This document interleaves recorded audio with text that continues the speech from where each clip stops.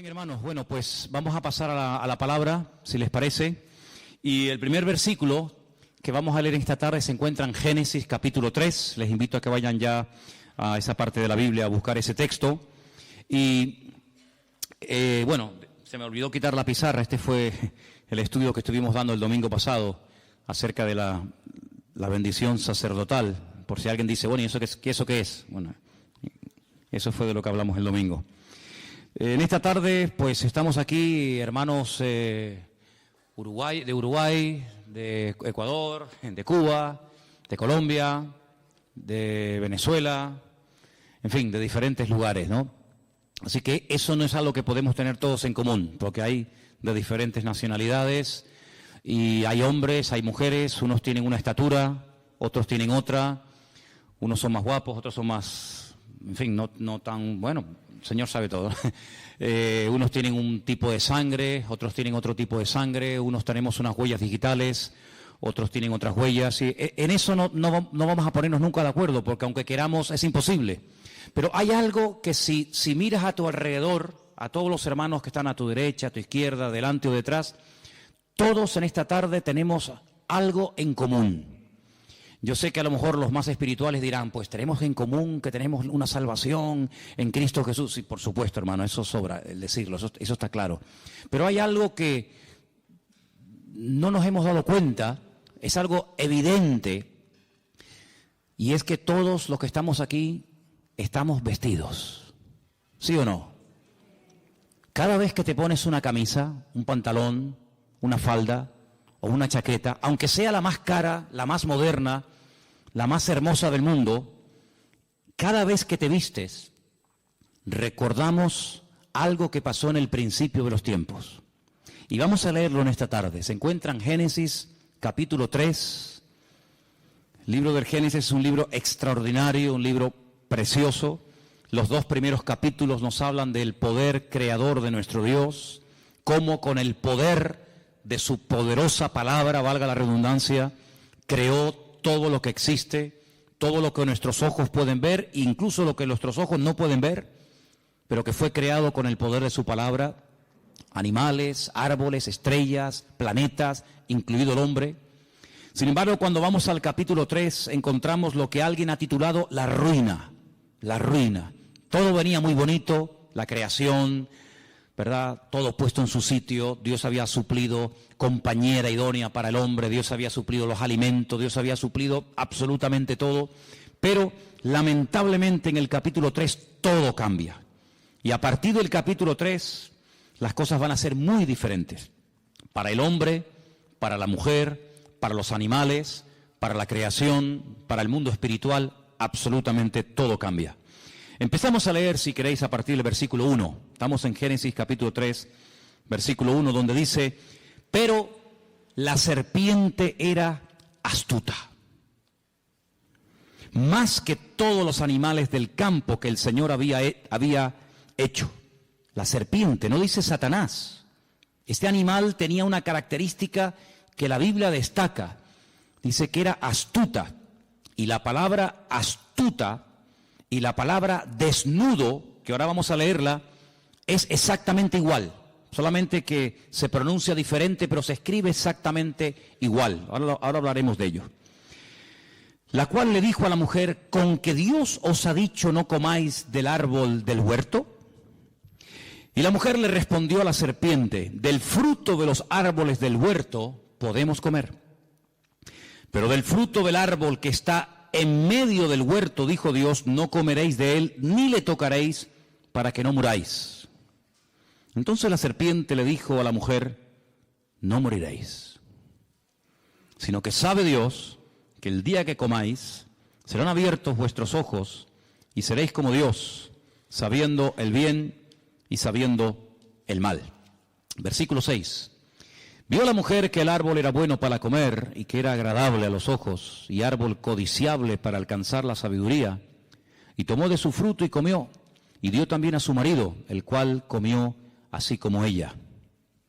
Entonces fueron abiertos los ojos de ambos y conocieron que estaban desnudos. Entonces cosieron hojas de higuera y se hicieron delantales.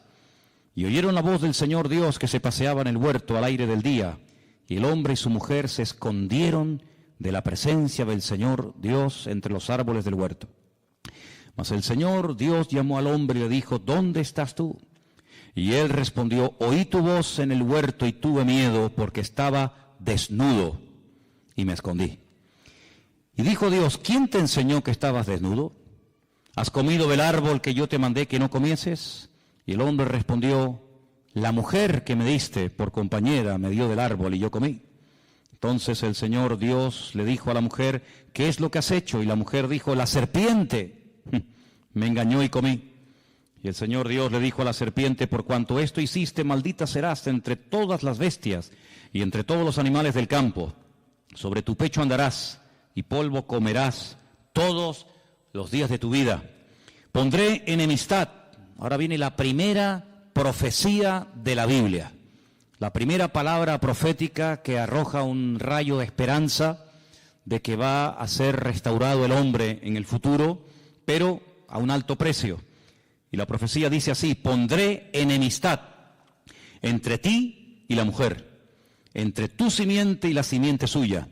Esta te herirá en la cabeza y tú le herirás en el calcañar.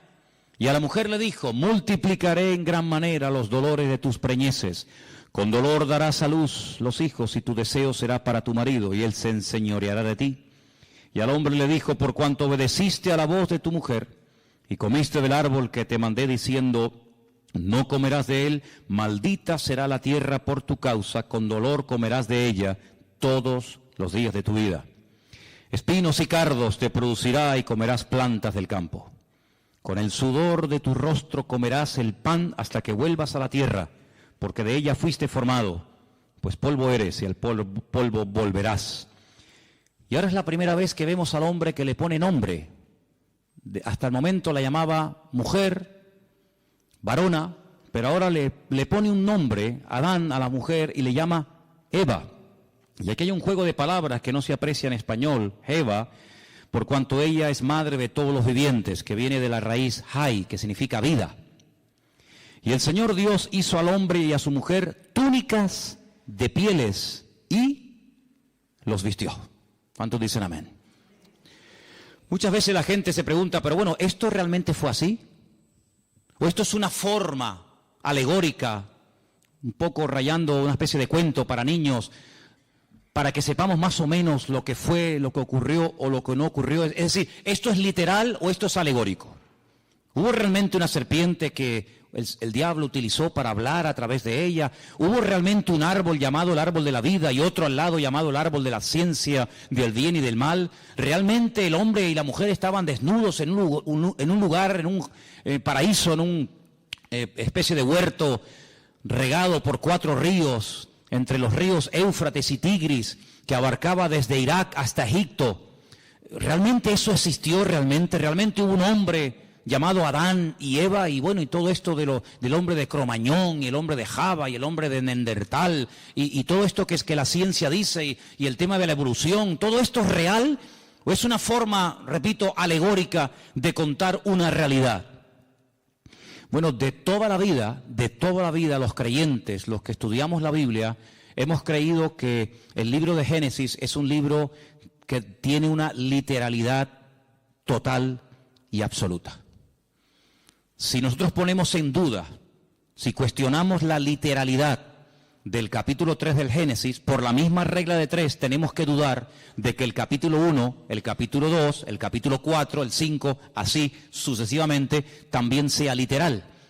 Porque lo que no se puede hacer a la hora de estudiar un libro o un tema es utilizar 2 varas de medir.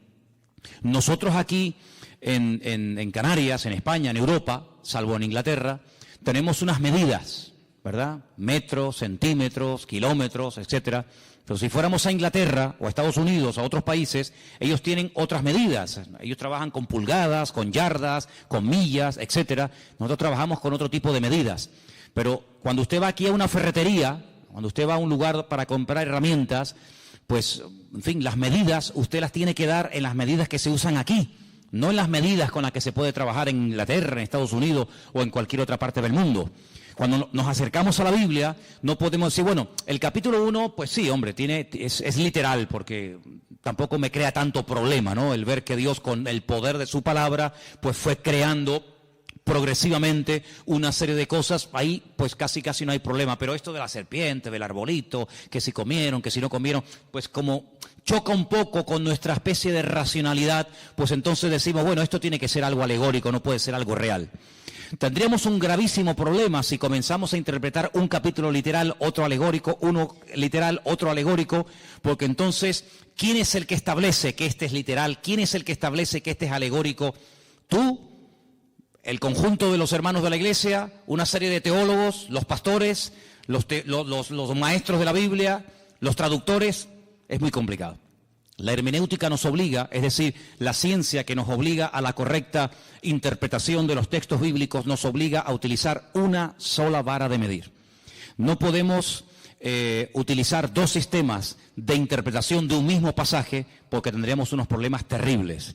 Y bueno, lo que tenemos que aceptar es la literalidad de la Biblia. Eso no significa de que no hay otros libros y de que no hay otras historias y que no haya otros capítulos que no son literales, sino son, digamos, basados en símbolos, en tipos, en antitipos, etcétera, etcétera. Por ejemplo, el famoso libro del Apocalipsis. En el famoso libro del Apocalipsis aparecen ahí una serie de animales, de colores y de cosas que lógicamente ni siquiera existen, pero que a través de esos colores, de esos números, de esos animales que van cambiando de color, el Señor tiene un mensaje que hay que saber interpretarlo. Evidentemente no existe ni ha existido jamás un dragón, ni un caballo que ahora es blanco, mañana negro, pasado amarillo y finalmente rojo. Todo eso tiene una razón de ser, pero es que el libro del Apocalipsis, salvo una parte del principio del libro, que son los mensajes a las iglesias del Apocalipsis, sabemos que el libro del Apocalipsis, un 90 o más del porcentaje del libro, es un libro profético, y el lenguaje profético es un lenguaje completamente diferente a un libro como, por ejemplo, el libro de los Hechos, que es un libro histórico. Entonces la historia no es alegórica, la historia es o no fue. Pero realmente hubo un señor llamado Pablo, realmente viajaron a Roma, o Roma significa otra cosa y Pablo significa otra cosa. Sabemos que la historia no es alegórica, es real. Lo profético sí puede tener esa especie de diferente interpretación. Pero el Génesis no es un libro alegórico. No es un libro alegórico. Los únicos, escuchen bien esto, los únicos que interpretan alegóricamente no solamente el capítulo 1 y el 2 y el 3, sino todo el libro del Génesis, los únicos en la historia que lo hicieron, lo hacen y me temo que lo seguirán haciendo, interpretar alegóricamente el libro del Génesis, son los cabalistas. Cuando usted estudia la Cábala, pues en la Cábala todo tiene una explicación, nada es real, nada es literal, sino que hay cosas que tienen que ver con lo femenino, con lo masculino, etcétera, etcétera, pero no vamos a entrar en eso porque, ¿para qué? Por lo tanto, en el libro del Génesis lo que vemos es que Dios, en los 2 primeros capítulos, Él crea todo lo necesario e imprescindible para que el hombre esté cómodo y para que al hombre no le falte absolutamente de nada. Le suple los alimentos, le suple su compañera, su esposa, etcétera, etcétera. Pero crea un hombre tan perfecto, tan perfecto. Recuerden que el hombre es una especie de representación, una especie de, no quiero utilizar la palabra clon para que no se me malinterprete, pero dice que fue creado a imagen y semejanza de Dios. Ya explicamos que Selen, Demut, que son las 2 palabras que se utilizan, no es en cuanto a aspecto físico, pero sí es en cuanto a capacidades, en cuanto a dotación. El hombre tiene unas capacidades muy similares a las de Dios. Puede elegir, puede, tomar decisiones, puede razonar, puede recibir órdenes, puede dar órdenes, etcétera, etcétera. Algo muy similar a la naturaleza y a la esencia de Dios, lógicamente con sus limitaciones, ¿verdad? Pero lo crea tan perfecto que le da la capacidad de poder rebelarse en contra de su Creador. ¿Por qué Dios lo hizo así? Bueno, eso se lo preguntaremos en su momento al Señor. Tal vez nosotros lo hubiéramos hecho de otra manera, pero no significa que el hecho de que Dios le haya dado, que haya dotado, que haya capacitado tanto a uno como a otro, tanto al hombre como a la mujer, con la capacidad de rebelarse contra su Creador, no significa ni mucho menos que Dios se equivocó o que Dios le hizo mal. Esa era la voluntad de Dios, y la voluntad de Dios, dice Romanos 12, es santa, agradable y perfecta. Y si así no fuera, entonces sí podríamos tachar o sí podríamos cuestionar a Dios de ser más que un Dios de amor, más que un creador de robots, un creador de clones, un creador de seres incapaces de rebelarse, sino que le aman y le obedecen, porque aunque quisieran dejar de amarle o dejar de obedecerle, no pueden, porque Dios no los ha capacitado para ser rebeldes. Todo lo contrario. El hombre se rebeló, el hombre le creyó más a lo que Satanás le decía que a lo que Dios dijo. Fijaros que en ningún momento, y esto es algo interesantísimo, hermano, en ningún momento Satanás cuestiona la existencia de Dios. En ningún momento dice cosas como Dios, ¿y ese quién es? Pero si Dios no existe, en ningún momento cuestiona Satanás la existencia de Dios, sino lo que cuestiona, lo que pone en tela de juicio, no es la existencia de Dios, sino las órdenes, las limitaciones que Dios ha puesto. Que Dios te ha dicho, luego ya Dios existe, lo da por hecho. Que Dios te ha dicho que si comes, que si desobedeces la orden que Él te ha dado, morirás. No le creas, no es verdad, no morirás. Lo que pasa es que Dios no te ha dicho toda la verdad y yo sí te la voy a decir. Fíjate qué tremendo, ¿eh? Es un atentado contra la mismísima esencia de Dios. La esencia de Dios es la verdad. La esencia de Dios es la verdad. Yo no lo voy a hacer ahora, pero si yo les trajera, que lo tengo por ahí fotocopiado, allí en el cuartito de la oración lo podéis ver, el capítulo 1 del Génesis, si comenzáramos a sumar una serie de palabras, continuamente, en todo el capítulo 1 y en todo el capítulo 2, continuamente aparece, después de leer ciertas y determinadas frases o textos, la palabra verdad. Y lees y verdad. Y es como que el texto lleva la firma de Dios. Es como cuando vimos aquí, ¿os acordáis? Cuando vimos aquí la bendición sacerdotal que estudiamos el domingo, esta bendición diseñada, creada y enseñada por Dios al hombre, lleva la firma de Dios. Saber encontrarla, pero la lleva. Luego, el libro del Génesis, el relato de la creación, lleva la firma de Dios, y la firma de Dios, la esencia de Dios, es la verdad. El mismo Señor Jesucristo, la misma palabra cuando se encarna, porque esto es un milagro, este es el milagro más grande de todos. El milagro más grande no es que un ciego pueda volver a ver, que es algo tremendo, o que un muerto resucite, o que un leproso sea limpiado. Sí, son milagros tremendos, pero hay algo más grande que eso, y es que la palabra, el verbo, se hace carne. Eso es lo más grande que hay. Y sobre esa verdad hemos estudiado también en las últimas semanas. Juan basa toda la explicación de su evangelio diciendo, y el verbo que era Dios se hizo carne, habitó entre nosotros y vimos su gloria, gloria como del unigénito del Padre. Sí, eso es algo tremendo, porque que la Biblia de repente haga así ¡fum!, y se convierta en carne, pues eso es lo que ocurrió. El Señor Jesucristo se hizo carne y habitó entre nosotros. Y dice la Biblia, y si alguno cuestiona eso, si alguno no es capaz de confesar, dice Juan, es muy claro en esto, si alguno no confiesa que el verbo, que la palabra se hizo carne, ese es mentiroso y ese es el espíritu del anticristo. Qué tremendo, Por eso dice, ¿queréis probar los espíritus? Cuando dice Juan, no me estoy yendo del tema, ¿no? Pero solamente para remarcar un poco esto, dice, probar los espíritus, porque no todo espíritu es de Dios. Y uno dice, bueno, ¿y cómo pruebo? ¿Y cuál es la prueba? Dice, dile, ¿crees que Jesucristo, crees que el verbo ha venido y se ha hecho carne? No, yo no creo eso. Entonces este no es de Dios. Ahí se prueban los espíritus. Si dice que sí, evidentemente es otra cosa. Pero volviendo al tema, entonces lo que hace Satanás es que siembra la duda. Alguien dijo que la duda es el padre del pecado.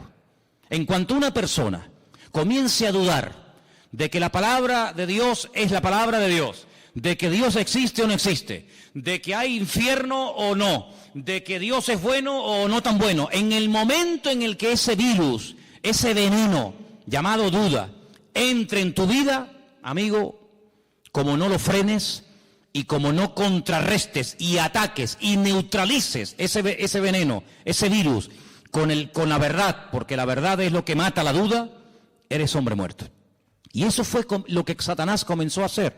Él no cuestiona la existencia de Dios, ya lo haría en otros momentos de la historia, No te preocupes que el diablo tiene unas artimañas y tiene un montón de disfraces. En la Edad Media se puso uno, en la época de Adán y Eva se puso otro, y tiene muchos disfraces, y él va cogiendo el que más le conviene. En este momento no le convenía cuestionar la existencia de Dios porque, permítame la expresión, le saldría el tiro por la culata. Porque si alguien en esta vida sabía que había un creador y un Dios todopoderoso, ese era sin lugar a duda Adán y Eva, porque ellos no tuvieron ni padres, ni madres, ni suegros, ni suegras, sino que ellos eran producto de las benditas y poderosas manos de Dios. Por lo tanto, presentarse a ellos cuestionando la existencia de Dios hubiera sido un rotundo fracaso, porque ellos hubieran dicho, ¿cómo? Que Dios no existe, pero si hemos hablado con Él, hablamos todos los días con Él, y Él habla todos los días con nosotros. Nuestros cuerpos Él los creó. Yo me quedé dormido y cuando me desperté me encontré a Eva. El Creador me la entregó, por lo tanto por ahí el diablo iba mal. Pero emplea este arma favorita del diablo y es sembrar dudas. Sembrar la desconfianza en Dios. ¿Será verdad lo que Dios dijo? ¿Será verdad? ¿Funciona esto? ¿No funciona esto?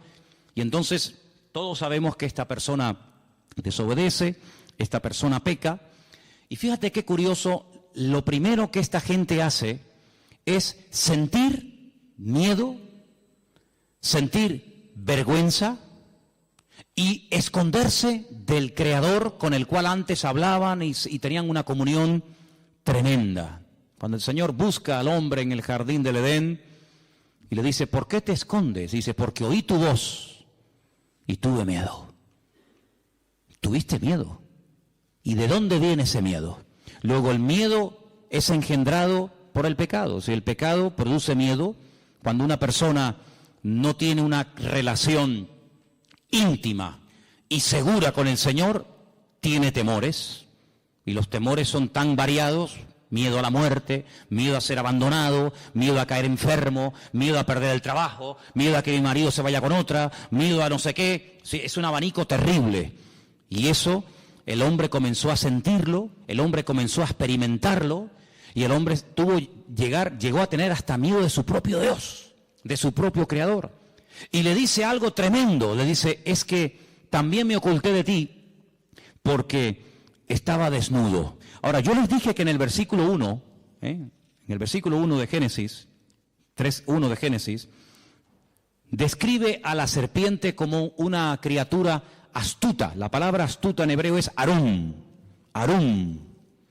Y la palabra desnudo en el versículo 10 es la palabra herón. Se escribe exactamente igual, las mismas letras. Claro, si les ponemos las vocales automáticamente varían. Es decir que Satanás lo que hace es que se camufla. Satanás lo que hace es que utiliza este animal que ya tiene en su naturaleza, en su esencia, el ser un animal astuto. Fíjate qué tremendo, ¿no? Jesús dice en el Sermón del Monte que la serpiente es astuta y las palomas son sencillas, que describe la esencia de la serpiente como un ser astuto. Y entonces lo que Satanás hace es utilizar a este animal porque no se puede presentar tal y como él es. Ahora, aquí hay que pararnos y comenzar a hacernos una serie de preguntas muy interesantes. Vemos a Satanás en persona, no mandó a un demonio, sino que él en primera persona va y tienta a Eva, pero detrás utilizando a este animal. Y la única vez que lo volvemos a ver a él personalmente tentando a una persona, ya es en el Nuevo Testamento al Señor Jesucristo. Él nunca tentó a nadie personalmente, salvo a Eva en el jardín del Edén y en el desierto de Judea al mismísimo Señor Jesucristo.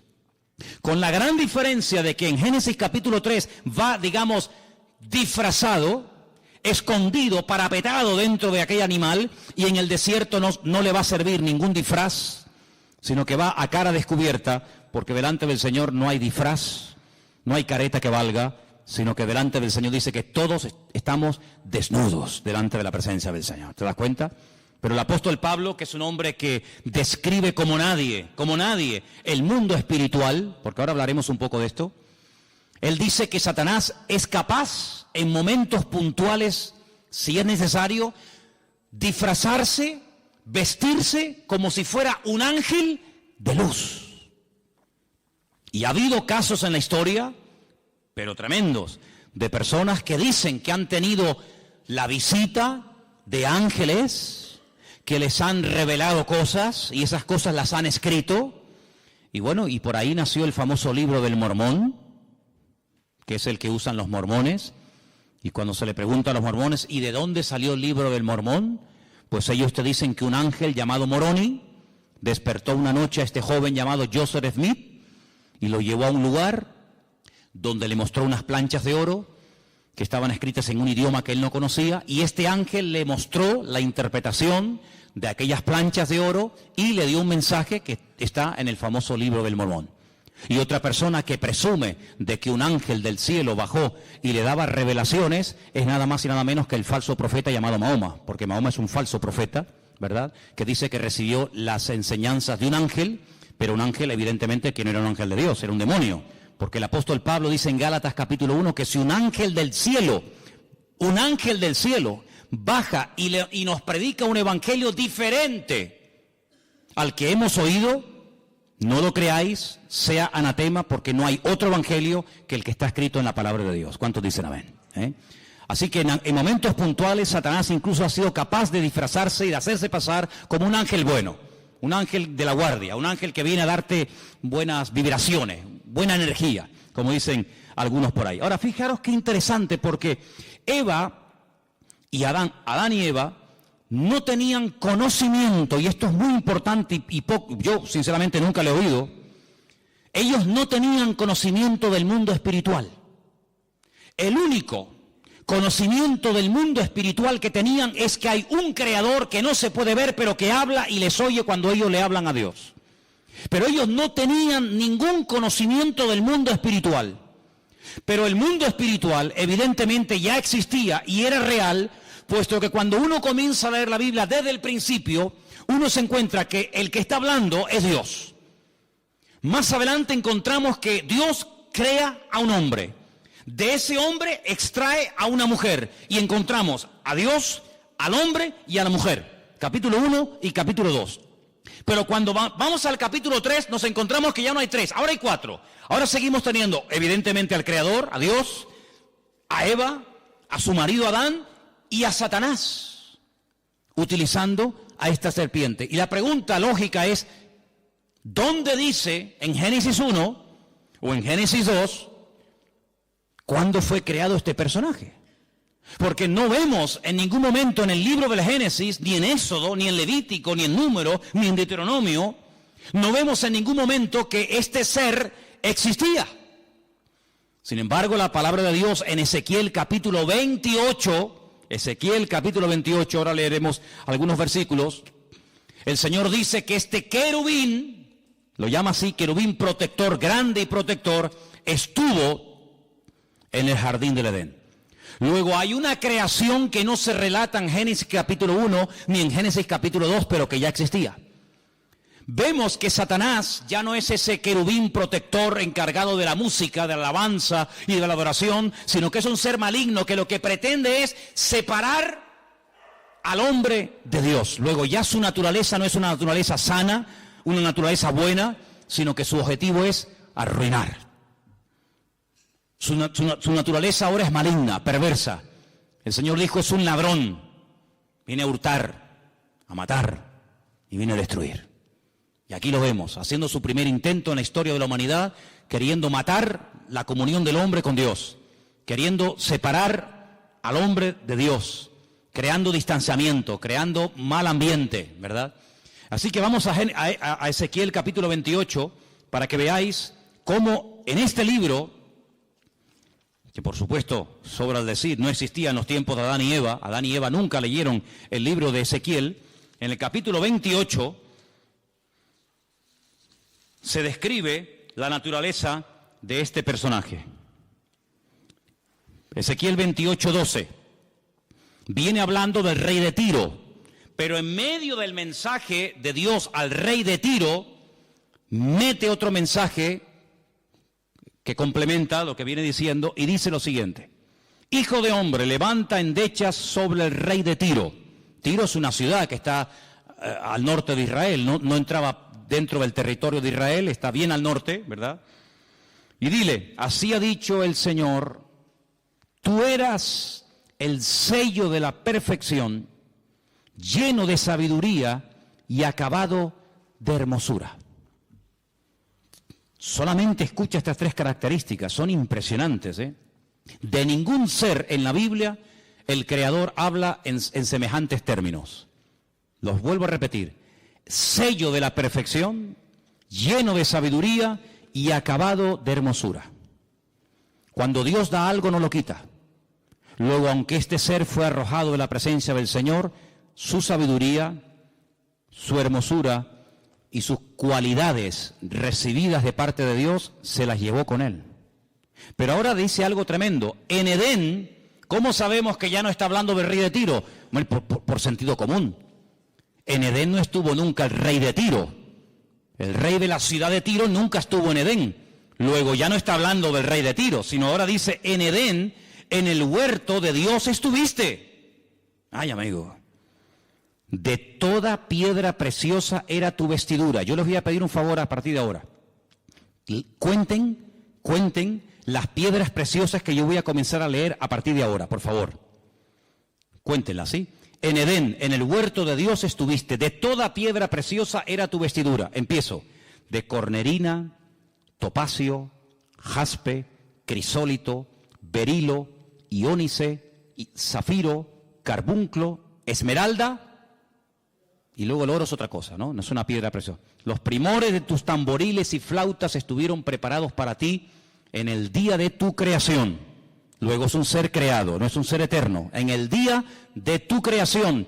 Ese día de la creación no fue Génesis capítulo 1, porque allí no vemos cómo el Señor creó a este personaje. Pero evidentemente hay otro momento no relatado, no narrado en Génesis capítulo 1, donde evidentemente Dios tuvo que crearlo, porque Dios dice que este personaje al cual llama en el versículo 14, querubín grande y protector, hubo un día en el que fue creado por el Señor. Lo llama querubín grande, protector. Yo te puse en el santo monte de Dios. Allí estuviste, en medio de las piedras de fuego te paseabas. Pero esto no lo encontramos en Génesis 1. En el jardín del Edén no dice que era el monte de Dios. ¿Qué te parece? Luego está describiendo otro sitio. El jardín del Edén era el sitio para el hombre. Y hay otro sitio que se está describiendo aquí, que era el sitio donde Dios estaba, donde Dios vivía y donde estaba este personaje. Y sigue diciendo la Escritura, perfecto. Perfecto también es la palabra completo. ¿Vale?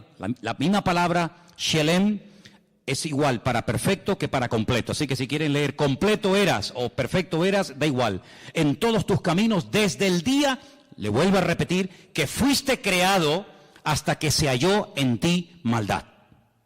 Amigo, a causa de la multitud de tus contrataciones fuiste lleno de iniquidad y pecaste. ¿Y ahora qué dice aquí? Por lo que yo te eché. ¿Quién lo echó? El Creador. Yo te eché. ¿De dónde? Del monte de Dios. Y te arrojé de entre las piedras de fuego, oh querubín protector. Y ahora lo vemos en Génesis capítulo 3, a este personaje que antes estaba en la presencia del Señor, ahora lo vemos en el jardín del Edén tentando a Adán y tentando a Eva. Qué tremendo, ¿no? Y dice aquí, se enalteció tu corazón a causa de tu hermosura. Increíble, ¿cómo tenía que ser este personaje, eh? Lo más hermoso. Corrompiste tu sabiduría a causa de tu esplendor. Yo te arrojé por tierra.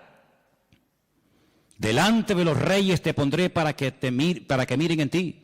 Con la multitud de tus maldades y con la iniquidad de tus contrataciones profanaste tu santuario. Yo pues saqué fuego de en medio de ti, el cual te consumió y te puse en ceniza sobre a los ojos de todos los que te miran. Todos los que te conocieron de entre los pueblos se maravillarán sobre ti, espanto serás y para siempre dejarás de ser. Fíjate que lo llama querubín, pero la palabra querubín en Génesis 1 no aparece. La palabra querubín en Génesis 2 no aparece. La primera vez que aparece en la Biblia la palabra querubín, ahora vamos a decir que es un querubín, aparece en Génesis capítulo 3. Volvamos a Génesis 3. Concretamente el último versículo. Génesis 3, el último versículo. Y dice así: echó pues fuera al hombre y puso al oriente del huerto del Edén querubines y una espada encendida que se revolvía por todos lados para guardar el camino del árbol de la vida. Luego, si Adán y Eva nunca habían oído en su vida la palabra querubines, cuando se presenta este personaje utilizando a esta serpiente astuta, ella no tiene ningún conocimiento del mundo espiritual. Ella no sabe lo que es un querubín, ella no sabe lo que es un serafín, ella no sabe quién es Satanás, ellos no saben nada. Pero ellos estaban capacitados para discernir que esta tentación, este ataque, no provenía de Dios. Primero, porque está contradiciendo a la palabra. Dios dijo: si comes, morirás. Y este me está diciendo que no moriré. Luego, ¿a quién le creo? ¿A mi Creador y a mi Señor? El que me ha creado, el que me ha demostrado que me ama, el que ha creado un mundo maravilloso para mí, o a este que no sé quién es y de dónde ha salido. Ahí hay un dilema y una tentación. Eso es lo que es ponerte entre la espada y la pared, decir: ¿a quién le creo? ¿A Dios o al horóscopo? ¿A lo que dice mi Señor en su palabra? ¿O a lo que dicen las noticias en la televisión? ¿A lo que dice el santero que echa las cartas y el brujo que no sé qué y no sé cuánto? ¿O le creo a mi Señor? Amigo, tú verás. Lamentablemente tengo que decir que Satanás sembró el veneno de la duda, de la incertidumbre, de la desconfianza en el corazón de Eva, y le creyó más a este, que no sabía quién era y de dónde había venido, que a su Señor y a su Creador. Y cuando uno no cree la verdad, se convierte en un esclavo. Aquí arriba tenemos un texto, son palabras de Cristo. Él dijo: conoceréis la verdad y la verdad os hará libres. ¿Cuántos dicen amén? Cuando tú prefieres creer a tus mentiras y a tus rollos y a tus excusas y a tus argumentos, quieras o no quieras, te conviertes en un esclavo. En un esclavo de tus pasiones, en un esclavo de tus mentiras, en un esclavo de lo que te han dicho o de lo que tú crees que es. Cuando tú cuestionas lo que dice la Biblia, ¿y por qué Dios dice blanco si yo veo que es gris? Bueno, lo que tú veas es una cosa y lo que Dios dice es otra. Y tú te puedes equivocar, porque dice la Biblia que el ser humano es un ser ahora, y fíjate tú, imperfecto, lleno de debilidades, lleno de imperfecciones, pero nuestro Dios es un Dios perfecto y nunca, jamás saldrá una mentira de la boca de Dios. ¿Cuántos dicen amén? Dios es un Dios de verdad, la esencia de Dios es la verdad. Dios no puede mentir. Va en contra de su naturaleza. Hay cosas que a Dios no le afectan, la mentira. Dios no puede mentir. La tentación, a Dios no le tienta nada. Dice: si Él no es tentado por nada, ni por nadie, Él tampoco puede tentar a nadie. Así que cuando tú seas tentado, no digas que Dios te está tentando, sino que tú estás siendo tentado porque le has dado lugar a una serie de circunstancias que estás creando el caldo de cultivo propicio para caer en la red. Pero Dios no tienta a nadie. Una cosa es que Dios te pruebe y otra cosa es que Dios te esté tentando. Cuidado. La prueba es para fortalecerte, para acercarte a Él. La tentación es al revés, para separarte y para que caigas y para que cuestiones pues la existencia, el amor, la misericordia, la bondad o lo que sea de parte del Señor. Así que vemos que esta mujer, al no tener conocimiento del mundo espiritual, cree a este personaje que, repito, no sabe de dónde ha salido y que encima le lleva la contraria al Señor. Pero tú y yo no tenemos esa excusa para pecar. Porque tú y yo tenemos muchísimo conocimiento del mundo espiritual, ¿sí o no? Si tú le dices a Adán y a Eva, Satanás, dice, no sabían quién era. Pero si yo te digo a ti, el diablo, Satanás, el padre de mentira, ¿sabes quién es o no? Amigo, hay un conocimiento que tú tienes que ni Adán tenía. Y por eso dijo alguien en cierta ocasión que el terreno de Satanás es la ignorancia. Cuanto más ignorante sea, más fácil se lo pones al diablo para que te engañe. Ah, que yo no sabía, por eso caíste. Pero ahora nosotros no tenemos la excusa de decir, es que yo no sé lo que son los demonios, yo no sé quién es el diablo, yo no sé. No, sí sabemos, claro que sabemos, hombre, que sí sabemos. Mira, el mundo espiritual, quien mejor lo describe, si a alguien le interesa este tema, es sin lugar a duda el apóstol Pablo. Hay un capítulo, no lo vamos a leer ahora, pero para los que toman nota y les gusta leer después en casa, es el capítulo 6 del libro de Efesios, la carta de Pablo a los Efesios. Pablo describe allí el mundo espiritual de una forma increíble. La jerarquía del mundo espiritual, como Pablo no la describe nadie. Él dice que hay, mira, principados, potestades, gobernadores de las huestes de las tinieblas, huestes espirituales de maldad en las regiones celestes. Si te vas al libro de Ezequiel, te encuentras, por ejemplo, en Ezequiel capítulo 28, los versículos 13 y 14, te encuentras a los querubines, que en Ezequiel 1 los llama los seres vivientes. Cuando tú oigas la palabra seres vivientes, son los querubines.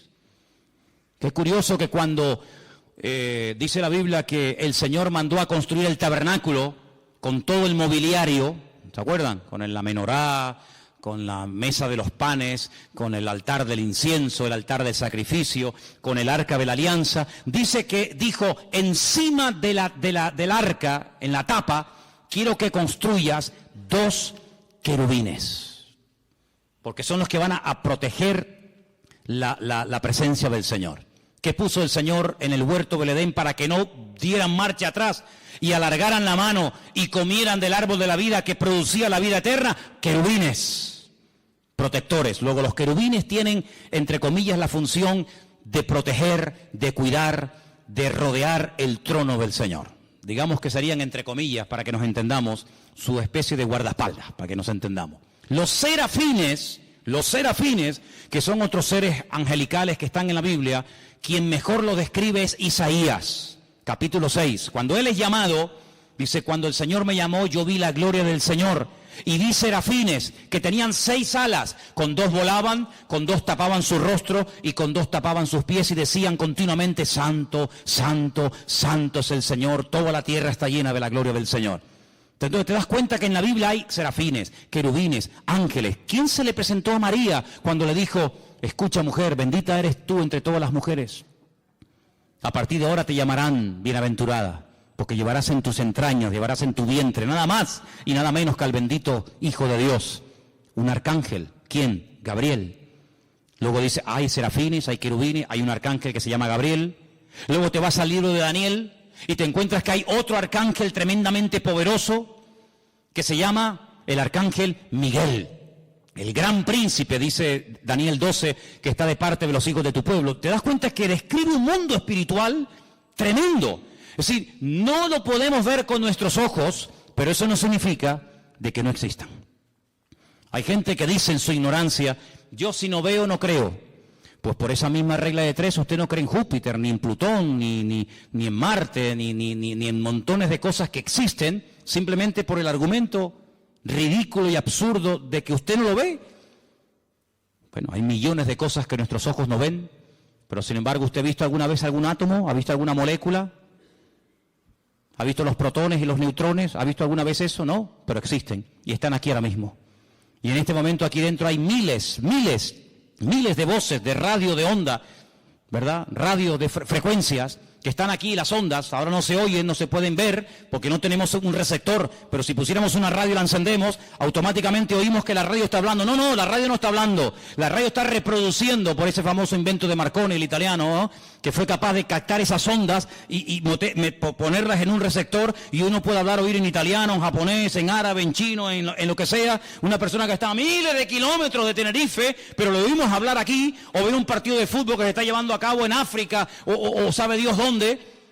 Pero todo eso existe, no lo podemos ver, pero cuando tenemos los aparatos para poder ver esas imágenes, para poder escuchar esos sonidos, pues automáticamente ahí lo tenemos y todos en casa sabemos pues lo que estoy diciendo por la radio y por la televisión.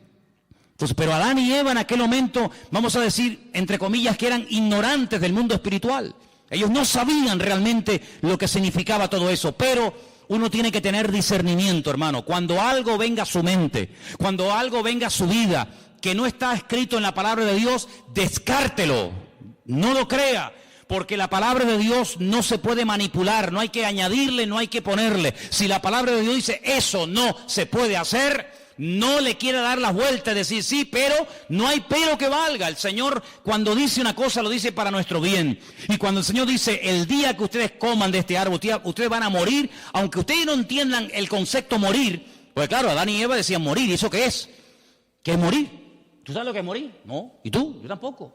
Pero Dios dijo que si comemos morimos. Pero es que yo no sé lo que es la muerte. Yo nunca he visto ni siquiera un perro muerto en una carretera. Yo no he enterrado a un hijo. Yo no sé lo que es el concepto muerte. Para ellos era un concepto abstracto. No lo entendían. Pero el que no lo entiendas no significa que no estemos obligados a obedecer la palabra de Dios. ¿Cuántos dicen amén? Ahora nosotros, con más motivo, no tenemos ninguna excusa. ¿Por qué? Porque sabemos lo que es. Sabemos lo que es la muerte, sabemos lo que es la tristeza, el desánimo, la depresión, la desgracia, los follones, los líos. ¿Por qué? Porque lo hemos visto en otras personas, tenemos millones de puntos de referencia, incluso en nosotros mismos, sabemos las consecuencias terribles de hacer algo malo, pero en aquellos momentos ellos no tenían eso, pero tenían algo muy importante, y es que ellos tenían que haberse dado cuenta de que este ser, que no sabían de dónde había venido, estaba contradiciendo la palabra del Señor, porque uno de los juegos favoritos del diablo es llevarle la contraria a Dios. ¿Qué dijo Dios el día que se bautizó su hijo en el río Jordán? Este es mi hijo amado, en el cual tengo toda complacencia, en el cual deposito toda mi confianza. ¿Quién dijo eso? Dios. La voz de Dios se oyó. Se va al desierto. ¿Y quién viene a tentarlo? Este personaje terrible, Satanás, y le dice, si eres el Hijo de Dios, di a estas piedras que se conviertan en pan. Yo no tengo que convertir las piedras en pan para demostrarte a ti, o a mí, o a alguien que soy el Hijo de Dios. Yo sé que soy el Hijo de Dios. ¿Y cómo lo sé? Porque mi Dios, mi Padre, me lo acaba de decir el día que me bauticé en el río Jordán. Este es mi Hijo amado. Por lo tanto, yo le creo a mi Dios, yo le creo a mi Padre, yo creo en lo que Él me ha dicho. Y si nosotros tenemos esa fe y estamos agarrados a la palabra, cuando viene una mentira, cuando viene una herejía, cuando viene un mal pensamiento, cuando viene algo que contradice a la palabra, automáticamente, hermano, aunque no sepamos lo que puede pasar, aunque no entendamos todo, decimos no, esto no es de Dios. ¿Por qué? Porque va en contra de la palabra del Señor. Y nada más, y con eso tendría que sobrarnos todo lo demás. Ahora, varias cosas ocurrieron allí. Antes de ser expulsados, Dios confronta al hombre con su pecado y le dice, mira, a partir de ahora vas a darte cuenta de que la tierra no produce con la fuerza que producía antes. Tu mujer cuando dé a luz va a comenzar a sufrir dolores en el momento del parto. Y tú vas a comenzar a sudar. Luego se ve que antes no sudaba. Tú vas a comenzar a perder humedad. Tú vas a comenzar a secarte. Y vas a tener que reponer los líquidos, porque como no repongas líquido te deshidrata y te puedes morir. Entonces hay una serie de consecuencias en el mundo espiritual, en el mundo natural, en el mundo físico, que van a cambiar a partir de ahora. Pero cuando yo te eche del jardín del Edén, no te vas a ir como yo te puse aquí. Yo te puse aquí desnudo, pero tú te vas a ir vestido. Porque hemos leído esta noche, en el capítulo 3, versículo 21, que el Señor los cubrió con pieles de animales y los vistió. Y esto es una lección objetiva que Adán y Eva captaron al momento. Animales inocentes han tenido que morir por mi culpa. Ahora entienden lo que es morir. Cuando ellos vieron a esos pobres animales, yo no sé si eran ovejas, si eran cabras, yo no sé lo que eran. Pero la Biblia nos enseña que el Señor tomó pieles de animales, cubrió a este hombre y a esta mujer, y ellos vieron lo que significa, ellos entendieron el concepto morir. Es decir, que ahora estas ropas que me van a cubrir, me van a recordar a donde quiera que vaya, que yo tengo que vestirme porque me he convertido en un ser pecador. Y por eso dije al principio que cada vez que te pones una camisa, un pantalón, una falda o una chaqueta, por muy cara, por muy bonita, por muy moderna que sea, todo eso nos recuerda constantemente que somos pecadores, seres caídos, pero que por la misericordia y por la gracia de Dios podemos alabar a nuestro Dios. ¿Cuántos dicen amén? Así que la ropa no es ninguna bendición. Hay gente que se mata por tener la ropa de última moda y por tener marcas de no sé qué, y hay todo un negocio, hay todo un consumismo alrededor de esta historia de la moda, ¿verdad? Pero no se olviden de que todo eso viene como consecuencia del pecado. Y no solamente han tenido que morir animales inocentes para poder vestirlos a ustedes, sino que a partir de ahora la relación entre ustedes y yo va a ser diferente. Antes no había intermediario. El Señor venía, hablaba con ellos, ellos hablaban con el Señor, no había ningún problema. A partir de ahora no. A partir de ahora, cada vez que ustedes quieran acercarse a mí y quieran tener comunión conmigo, tienen que acercarse con sacrificios de animales. Y uno dice, ¿y por qué sacrificios de animales? Amigo, porque cuando el Señor les vistió a ustedes, animales inocentes tuvieron que morir para cubrir vuestra desnudez. Sangre de animales inocentes se tuvo que derramar para cubrirles a ustedes, y cada vez que ustedes quieran acercarse delante de Dios y sacrifiquen un animal sobre un altar de piedra, ustedes tienen que recordar que todo esto es la consecuencia de la desobediencia y del pecado de vuestros antepasados o de ustedes mismos. Ahora podemos entender el grado de desfachatez y de poca vergüenza que tuvo uno de los hijos de este primer matrimonio, cuando dice que los dos hermanos, Caín y Abel, fueron un día a la presencia del Señor. Ellos sabían que las ropas que llevaban les recordaban que eran pecadores, que papá y mamá vivieron un tiempo desnudo en un lugar maravilloso llamado el Gan Edén, pero que ahora tenemos que ir vestidos porque fuimos pecadores y desobedecimos al Señor, y tenemos que presentarnos delante de Dios con animales para recordar nuestra naturaleza pecaminosa. Y entonces llega uno de los hermanos y dice que llevó al Señor una ofrenda, pero no de animales, sino del producto de la tierra: peras, sandías, melones, papayas, pepinos, lechugas, y la pone sobre el altar. Y al lado está su hermano Abel presentando un sacrificio, y dice literalmente la Escritura que el Señor miró con buen agrado la ofrenda de Abel, pero no le agradó de la ofrenda de Caín. Y ahora uno dice, fíjate qué tremendo, ellos sabían, los dos hermanos, del mismo padre, de la misma madre, recibiendo la misma enseñanza, pero uno va delante de Dios como Dios manda, como Dios establece, como Dios dice, el otro como a mí me da la gana. Y aquí vemos una imagen de España, aquí vemos una fotografía, aquí vemos una realidad de nuestra sociedad. Por una parte, la gente que dice, ¿qué ha dicho el Señor? Que no vaya por ese camino, que no haga esto y aquello. Pues gloria a Dios, yo lo hago y punto. Pero vemos una gran masa que dice, Dios que ha dicho que tenemos que vestirnos, pues ahora nos vamos a poner todos desnudos.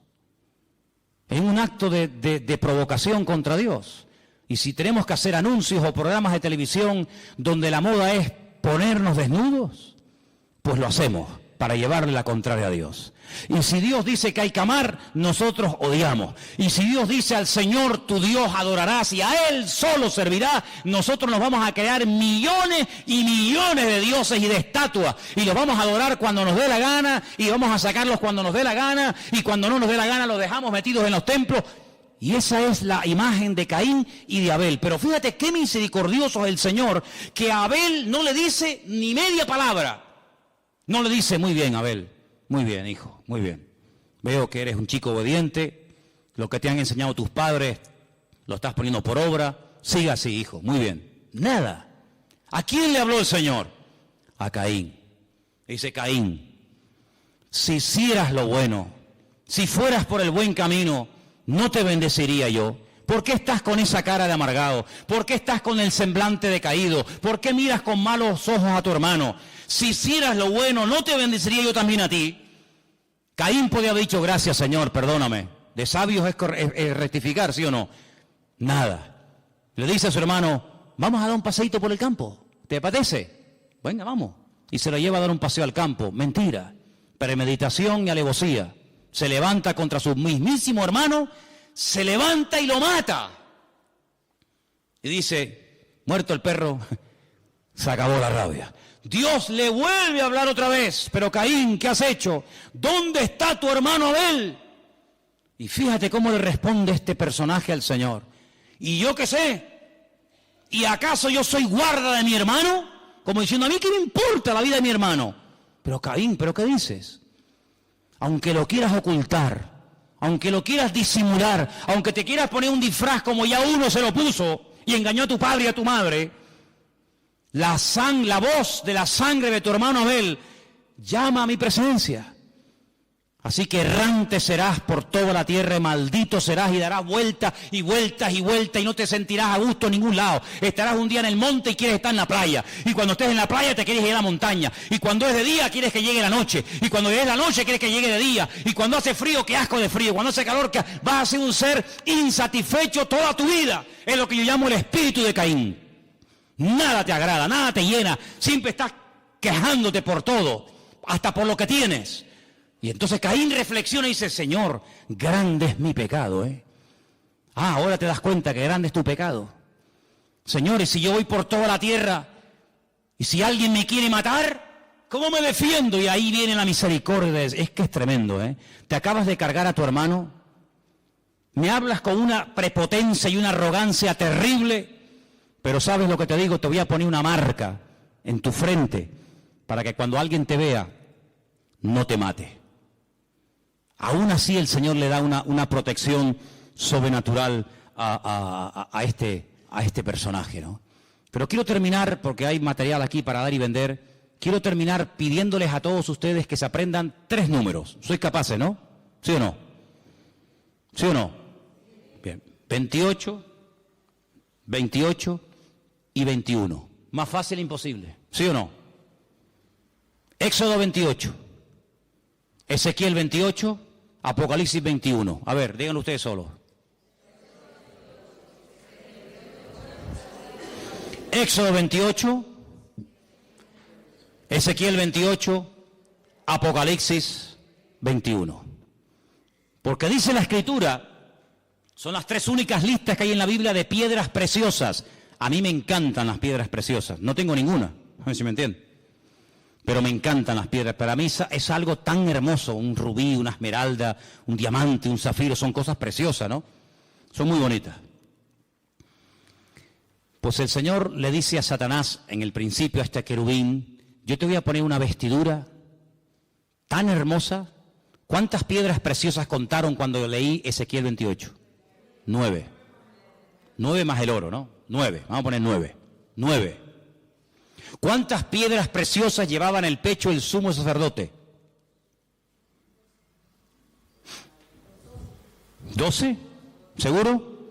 ¿Cuántas tribus de Israel, cuántas familias había? 12. Ahí tenemos, ahí tienen el muñequito del sumo sacerdote. 12 piedras preciosas. ¿Cuántas llevaba Satanás en su pecho? 9. Ay, amigo. Cuando ustedes van a Apocalipsis capítulo 21... dice que los cimientos de la Nueva Jerusalén están adornados con 12 piedras preciosas diferentes. La tarea que les mando es que hagan en un papel, apunten las piedras preciosas que se mencionan en Éxodo 28. Las piedras preciosas que llevaba Satanás en su cuerpo en Ezequiel 28 y las piedras preciosas que menciona Apocalipsis 21 y que las comparen. Que las comparen. Cómo eran las del sacerdote, cómo eran las del enemigo y cómo son las de la Nueva Jerusalén. Se van a llevar una sorpresa increíble. Y se van a dar cuenta que cuando Dios habla nuestra vida, cuando el Señor quiere usar nuestra vida, el Señor nos da las herramientas y las capacidades para poder servirle. Sería una tragedia para un médico tener encima de una mesa de quirófano a un paciente. Con el conocimiento este hombre sabe lo que le pasa. Sabe que se está muriendo y también sabe que si yo lo opero lo voy a curar y no va a morir, pero no puedo hacer nada porque no tengo instrumentos, no tengo herramientas. Y se le puede morir a un médico en las manos, un enfermo, sabiendo lo que tengo que hacer, pero no lo puedo hacer porque no tengo herramientas. Imagínate un mecánico, oye el ruido del coche y dice, ya sé lo que le pasa al coche, le pasa esto, esto y esto. Te lo arreglaría, pero es que no tengo herramientas, no tengo herramientas. Sabe lo que le ocurre, sabe la pieza que se ha roto, la que hay que ponerle nueva, pero si no tiene herramientas, el coche se le destruye y se le viene abajo. Un cristiano, un creyente, sabe cómo contrarrestar las tentaciones, cómo tener victoria en su familia, cómo ver la gloria de Dios en su vida, pero si no tiene las herramientas, cómo se defiende, cómo ataca, ¿Cómo vivo en victoria? En lo económico, en lo espiritual, con los hijos, con la familia, con los negocios, con esto, con aquello. ¿Cómo? Ahí Dios nos ha dado la palabra. Ahí el Señor nos ha dado la Biblia. Y en la Biblia te encuentras todas las herramientas, todos los instrumentos, todos los dones, todos los frutos, todas las cosas necesarias para poder vivir en victoria. Entonces te das cuenta, decimos, oye, qué privilegio el de Adán y Eva. Es verdad, hermano, sin lugar a dudas. Pero nosotros hoy en día somos más privilegiados que Adán y Eva. Porque Adán y Eva no tenían el poder del nombre de Jesucristo. El nombre que es sobre todo nombre, pero tú y yo sí lo tenemos, porque dice la Biblia que en su nombre no solamente oramos, sino que podemos echar fuera demonios y en su nombre avanzamos en victoria. Qué privilegio el de Adán y Eva, gloria a Dios, pero nunca tuvieron esto en la mano, nunca tuvieron la Biblia entera en la mano. Tú y yo sí la tenemos. Tenemos la ley de Moisés, tenemos los salmos del rey David, tenemos las profecías de Daniel, tenemos las cartas de Pablo, tenemos el Apocalipsis, tenemos toda la palabra de Dios. Adán y Eva no tenían el Espíritu de Dios dentro de sus vidas, no lo tenían. Pero tú y yo tenemos el Espíritu Santo viviendo 24 horas al día dentro de nuestros corazones. Dice que hemos sido sellados por el Espíritu de Dios. ¿Cuántos dicen amén? Ellos no sabían lo que era el poder de la sangre de Cristo, pero nosotros sí lo sabemos. Luego no hay excusa. Y encima la Escritura nos da una promesa tremenda y dice, y mayor es ahora el que está en vosotros que el que viene contra vosotros. ¿Qué te parece, amigo? Ellos eran personas privilegiadas y muy capaces, pero dentro de sus cuerpos no vivía el Espíritu de Dios. Pero nosotros dice la Biblia que somos el templo del Espíritu Santo de Dios, el cual mora en nosotros. Por lo tanto, no tengo ninguna envidia de Adán, no tengo ninguna envidia de Eva. Como alguien dijo, cuando miramos hacia atrás, hacia el pasado y vemos a Adán, nos entra tristeza por lo que el hombre pudo llegar a ser, por lo que el hombre pudo llegar a tener y perdió por obedecer al enemigo.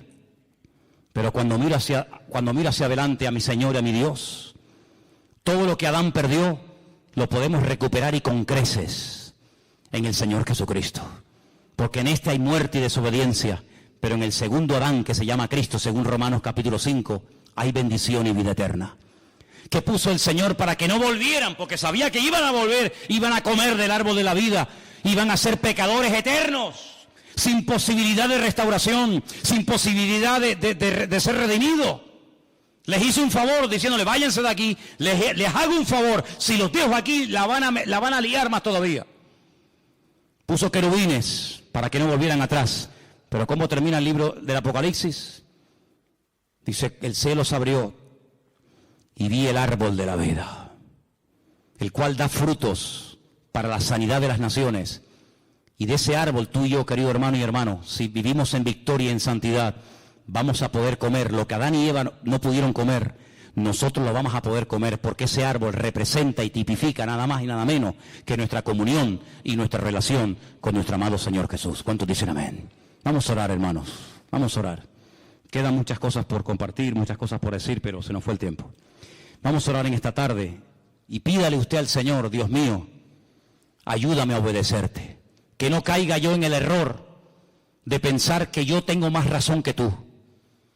Que la Biblia ya a mí no me sirve de nada. No, hermano.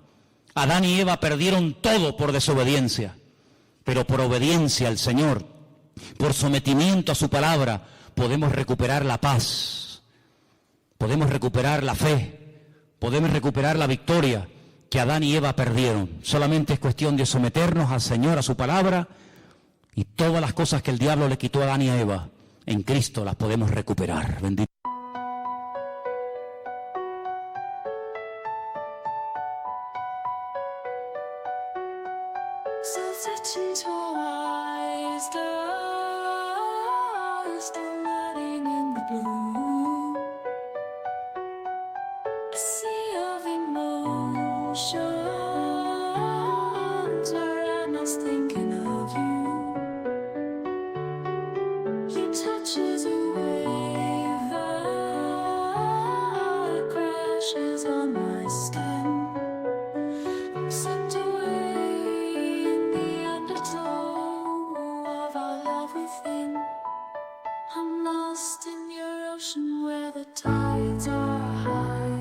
Drowning in the moment.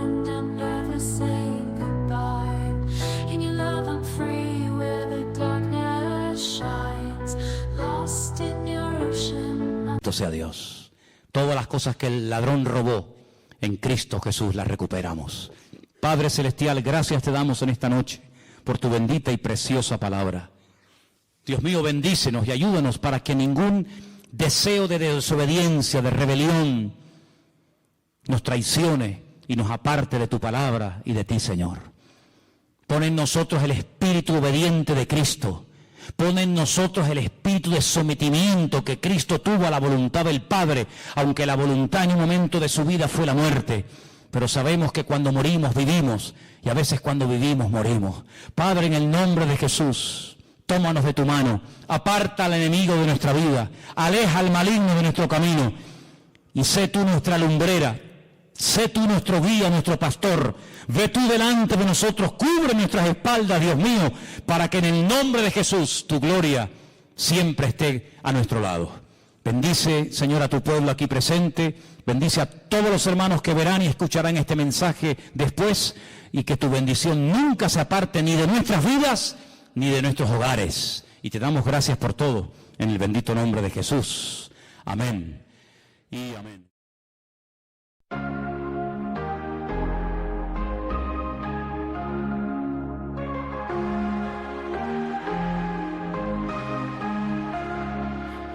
Silence, I hear your voice, whispers of forever, a heartfelt choice, to love without limits, to give without shame. In your eyes my heart finds its flame. We'll chase the sun.